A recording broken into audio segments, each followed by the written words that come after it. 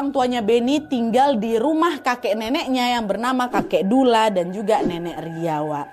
Jadi ceritanya sejak kecil Beni ini adalah cucu kesayangannya kakek Dula. Pas usianya baru 3 tahun, kakek Dula ini selalu menggendong, selalu nemenin Beni kemanapun dia pergi. Sampai-sampai mama aku tuh sering gak kebagian giliran untuk ngurusin aku loh. Nah, itu diurus semua sama kakek aku. Tapi sayangnya kebersamaan itu tidak bertahan lama, Wak. Karena di saat Beni berusia 4 tahun, kakek Dula meninggal dunia karena faktor usia. Nah waktu itu Beni ini belum paham arti kehilangan, Wak. Tapi dia itu udah ngeh kalau ada sesuatu yang hilang dari hidup aku gitu kan, masih kecil. Nah setelah kepergian kakek Dula, pelan-pelan hidup Beni pun kembali seperti biasa, Wak. Walau kakeknya udah gak ada, Beni tetap tumbuh dengan kasih sayang dari kedua orang tuanya. Beni pun jadi anak yang baik, anak yang pintar dan juga gak pernah neko-neko. Sampai akhirnya waktu Beni ini duduk di kelas 5 SD, Beni mulai ngalamin suatu kejadian yang gak biasa, Wak.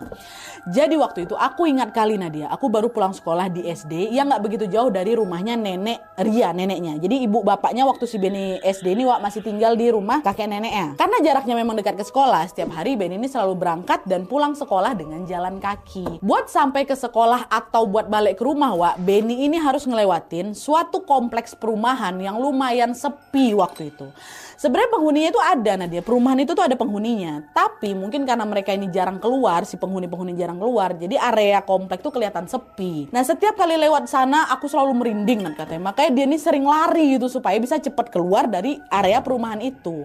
Tapi meskipun harus lari-larian, Ben ini gak pernah ngalamin kejadian-kejadian aneh. Dia masih biasa-biasa aja, Wak. Mungkin karena aku parno sendiri waktu itu, Nadia. Dan hal itu pun terus berlanjut, sampailah di suatu hari, Ben ini gak langsung pulang, Wak. Karena dia lagi main sama kawan-kawannya di sekolah.